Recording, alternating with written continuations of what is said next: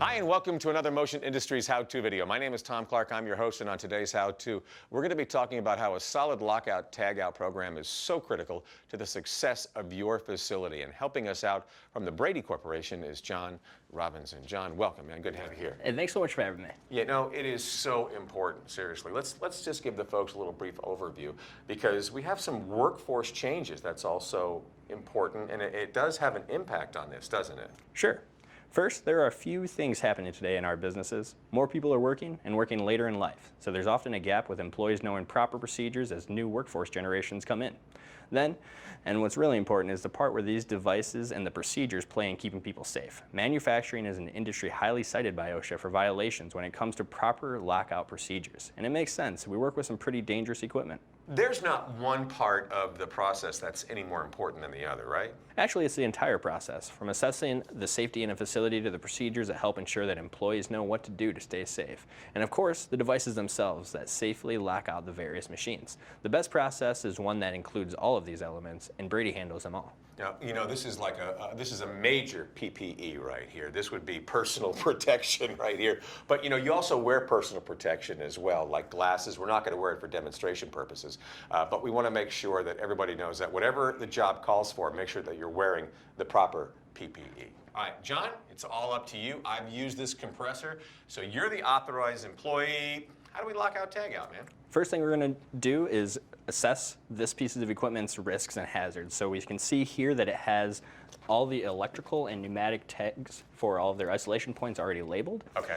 We're going to go and make sure that we're following a lockout tagout procedure for this. Now, it needs to be written for any piece of equipment in your facility that has at least 2 energy sources, and that is quite a bit of equipment in a standard facility. We already have one developed for this one. Now, these procedures can be hanging on the equipment. They could be stored in the Link 360 software that I created this in. Now, let's kind of go through the lockout tagout procedure. On the front page here, we have the machine-specific pictures with all the isolation points, all of the information for the different types of devices that we're going to be using. And on the back page is going to have all of your OSHA required purpose scope enforcements, and then your shutdown, lock, tag, and test sequence. And this is really just a overall process that needs to be followed for every piece of equipment. And then think of the front side as the machine specific isolation point pictures. And it's not just for this compressor. We have some kind of a sheet for every single piece of equipment in the facility. So there's no doubt that they can follow this, and it should be done properly.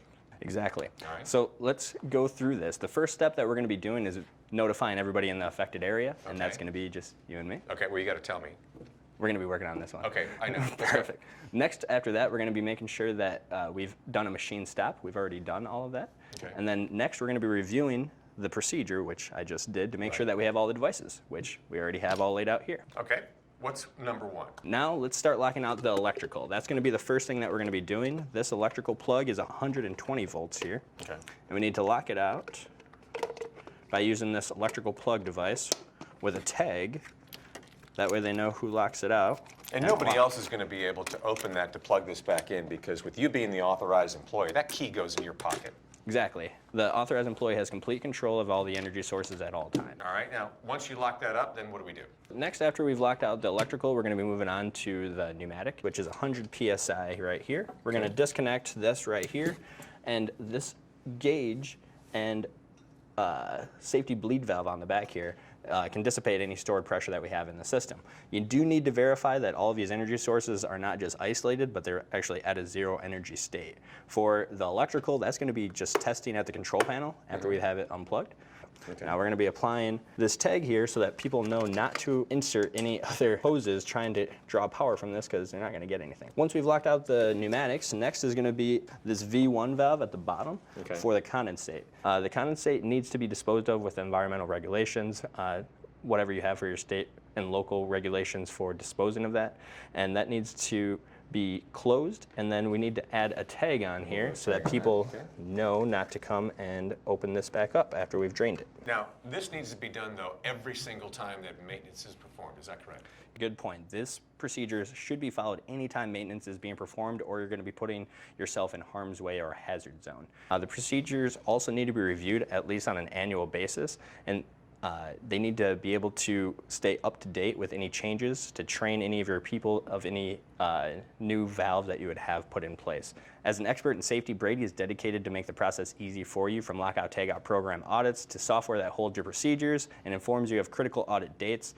We keep you compliant so that you can send employees home safe at the end of each day. John, thank you very much. Critical information. Thanks This so is much. a crucial one in our industry. Thanks. All right, that was John Robinson with Brady Corporation. If you have any questions, contact Motion Industries, the branch nearest you. They'll be able to help you out. As you notice, we had PPE on the table if we needed it, but not for today's demonstration purposes. But whatever the job calls for in your facility when you are actually working, make sure you're wearing the appropriate PPE. That's going to do it for this video. You can go to MiHow2.com and check out other great videos just like this one with me, Tom Clark, as your host. Thanks for watching.